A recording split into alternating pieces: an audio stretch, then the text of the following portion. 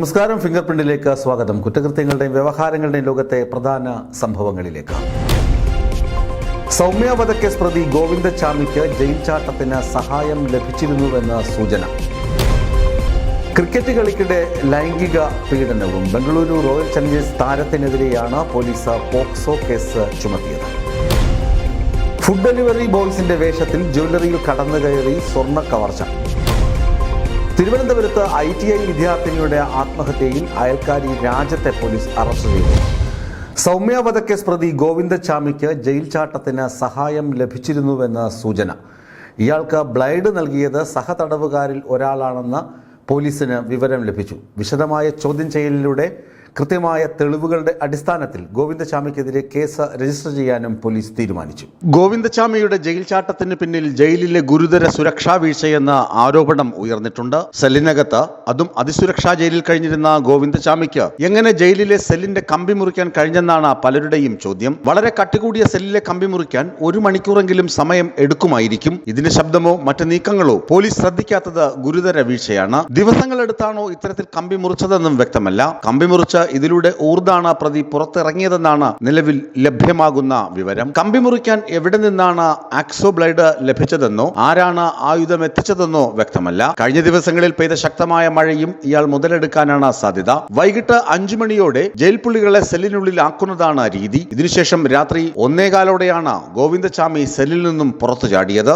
അതിസുരക്ഷാ ജയിലിൽ നിന്നിറങ്ങിയ ഗോവിന്ദചാമി വൈകാതെ quarantine block വഴി കറങ്ങിയാണ് ഇവിടത്തെ മതിലിനടുത്ത് എത്തിയതെന്ന് ജയിലിലെ CCTV ദൃശ്യങ്ങളിൽ നിന്ന് വ്യക്തമാണ്. തുടർന്ന് തുണി ഉപയോഗിച്ച് വടമുണ്ടാക്കി മതിലിനു മുകളിലെ ഫെൻസിംഗിലേക്ക് എറിയുകയായിരുന്നു. പിന്നീട് ഇതുവഴി പുറത്തു ചാടി. വടം കെട്ടാൻ തുണി ദിവസങ്ങളോളം എടുത്താണ് ശേഖരിച്ചതെന്ന് വ്യക്തമാണ്. ഇത് അധികൃതരുടെ ശ്രദ്ധയിൽപ്പെട്ടിട്ടില്ലെന്നതാണ് സംശയം ജനിപ്പിക്കുന്നത്. ജയിലിലെ 2 മതിൽ കടക്കാതെ ഗോവിന്ദചാമിക്ക് പുറത്തെത്താൻ ആകില്ലെന്നിരിക്കെ എങ്ങനെ ഒറ്റക്കയ്യനായ ഗോവിന്ദചാമി പുറത്തെത്തിയതെന്ന സംശയമാണ് പലർക്കും. 10ാം ബ്ലോക്കിലുണ്ടായിരുന്ന കുടിവെള്ള കന്നാസ് മതിൽ ചാടാൻ ഉപയോഗിച്ചെന്നും സൂചനയുണ്ട്. കണ്ണൂർ ജയിലിൽ കൊടും കുറ്റവാളികൾക്കുള്ള 68 സെല്ലുകൾ ഉൾപ്പെട്ട 10ാം ബ്ലോക്കിലെ ഒരു സെല്ലിൽ ഒറ്റയ്ക്കാണ് ഇയാളെ പാർപ്പിച്ചിരുന്നത്. B ബ്ലോക്കിലായിരുന്നു. ഈ ബ്ലോക്കിന് ചുറ്റും ഒരു ചെറിയ മതിലുണ്ട്. അതിനു പുറത്ത് ഒരു കൂറ്റൻ മതിലും. രാത്രി ജയിലിൽ പെട്രോളിംഗ് ഉണ്ടാകും. എന്നാൽ പുലർച്ചെ മതിലിൽ കിടന്ന വടം കണ്ടാണ് അധികൃതർ ഓരോ സെല്ലുകളായി പരിശോധിച്ചത്. ഗോവിന്ദചാമി കിടന്നിരുന്ന ബ്ലോക്കിലെത്തിയപ്പോൾ മാത്രമാണ് ചാടിപ്പോയത് ഗോവിന്ദചാമിയാണെന്ന് ജയിൽ അധികൃതർ തിരിച്ചറിഞ്ഞത്. അപ്പോൾ ജയിൽ ചാട്ടം കഴിഞ്ഞ്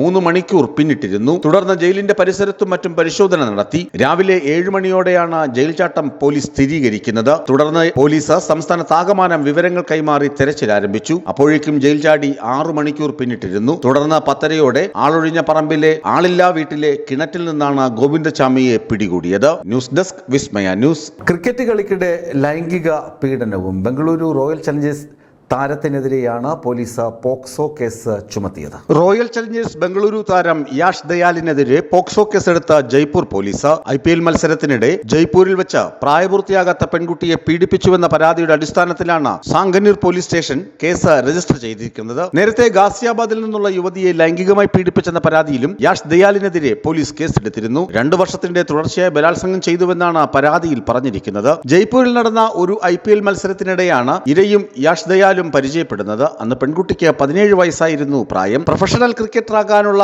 ഉപദേശം നൽകാനെന്ന വ്യാജേന ദയാൽ സീതാപുരിയിലെ ഒരു ഹോട്ടലിലേക്ക് പെൺകുട്ടിയെ വിളിച്ചു വരുത്തി ലൈംഗികമായി പീഡിപ്പിച്ചുവെന്നാണ് പരാതി. പിന്നീട് പലതവണ ഇയാൾ പീഡനത്തിന് ഇരയാക്കിയെന്നും യുവതിയുടെ പരാതിയിലുണ്ട്. ഗാസിയാബാദിലെ പീഡനക്കേസിൽ യാഷ് ദയാലിനെ കസ്റ്റഡിയിലെടുക്കുന്നത് അലഹബാദ് ഹൈക്കോടതി സ്റ്റേ ചെയ്തിരുന്നു. എന്നാൽ പുതിയ കേസിൽ ദയാലിനെ ഉടൻ അറസ്റ്റ് ചെയ്തേക്കുമെന്നാണ് സൂചന. News desk Vismaya news. Food delivery ബോയ്സിന്റെ വേഷത്തിൽ ജ്വല്ലറിയിൽ കടന്നുകയറി സ്വർണ്ണ കവർച്ച. ഗാസിയാബാദിലാണ് പകൽക്കൊള്ള അരങ്ങേറിയത്. 20 കിലോഗ്രാം വെള്ളിയും സ്വർണവുമാണ് മോഷ്ടാക്കൾ അപഹരിച്ചതെന്ന് പോലീസ് പറഞ്ഞു. ഫുഡ് ഡെലിവറി ഏജന്റുമാരുടെ വസ്ത്രം ധരിച്ച് ജുവലറിയിൽ അതിക്രമിച്ചു കയറി ആഭരണങ്ങൾ കവർന്ന യുവാക്കൾ. UPയിലെ ഗാസിയാബാദിലുള്ള മാൻസി എന്ന ജുവലറിയിലായിരുന്നു സംഭവം. കഴിഞ്ഞ ദിവസം ഉച്ചയ്ക്ക് 3:30 2 യുവാക്കൾ ഹെൽമറ്റ് ധരിച്ച് ജുവലറിയിലേക്ക് കയറിയത്. സ്വിഗ്ഗി, ബ്ലിങ്കറ്റ് ഫുഡ് ഡെലിവറി കമ്പനികളുടെ വസ്ത്രങ്ങളാണ് യുവാക്കൾ ധരിച്ചിരുന്നത്. മോഷണത്തിന്റെ CCTV ദൃശ്യങ്ങൾ ഇതിനോടകം തന്നെ സോഷ്യൽ മീഡിയയിൽ വൈറലായി കഴിഞ്ഞു. ജുവലറിയുടെ പുറത്തുനിന്ന ഒരു ജീവനക്കാരനെ തള്ളിമാറ്റിയാണ് യുവാക്കൾ അകത്തേക്ക് പ്രവേശിച്ചത്. തുടർന്ന് കടയിലുണ്ടായിരുന്ന ആഭരണങ്ങൾ ബാഗിലാക്കി. പിടിയിലാക്കി. കൂടുതൽ ആഭരണങ്ങൾ കവരുന്നതിനായി യുവാക്കളിൽ ഒരാൾ കസേര ഉപയോഗിച്ച് അലമാരകൾ തല്ലി തകർത്തു. ജീവനക്കാർ പേടിച്ചു വിറച്ച് ഒരു ഭാഗത്ത് നിൽക്കുന്നത് വീഡിയോയിൽ കാണാം. മിനിറ്റുകൾക്കുള്ളിലാണ് യുവാക്കൾ ആഭരണശാല കൊള്ളയടിച്ചത്. തുടർന്ന് ബൈക്കിൽ ഇരുവരും രക്ഷപ്പെട്ടു. ജ്വല്ലറിയിൽ നിന്ന് 20 കിലോഗ്രാം വെള്ളിയാഭരണങ്ങളും 125 ഗ്രാം സ്വർണ്ണാഭരണങ്ങളുമാണ് മോഷണം പോയത്. താൻ വാഷ്റൂമിൽ പോയ സമയത്താണ് മോഷ്ടാക്കൾ ജ്വല്ലറിയിൽ കയറിയതെന്ന് ജ്വല്ലറി ഉടമ പറഞ്ഞു. News desk Vismaya news. തിരുവനന്തപുരത്ത് ITI വിദ്യാർത്ഥിനിയുടെ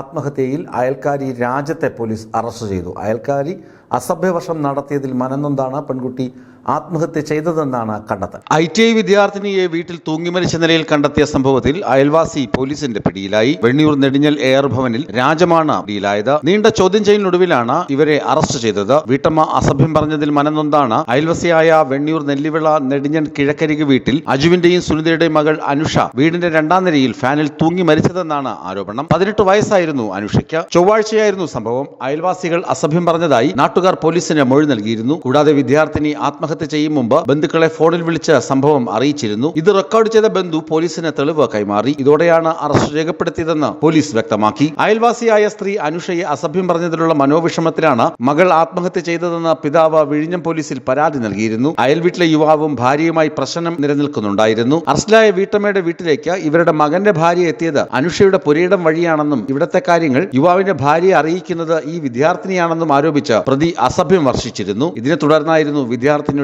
ആത്മഹത്യ. ധനുവച്ചവരും ITIയിൽ പ്രവേശനം നേടി ക്ലാസ് തുടങ്ങുന്നതിന് കാത്തിരിക്കെയാണ് അനുഷയുടെ മരണം. News desk Vismaya news. Finger print പൂർണ്ണമാകുന്നു. കൂടുതൽ വാർത്തകളും വിശേഷങ്ങളുമായി നാളെ കാണാം. നന്ദി, നമസ്കാരം.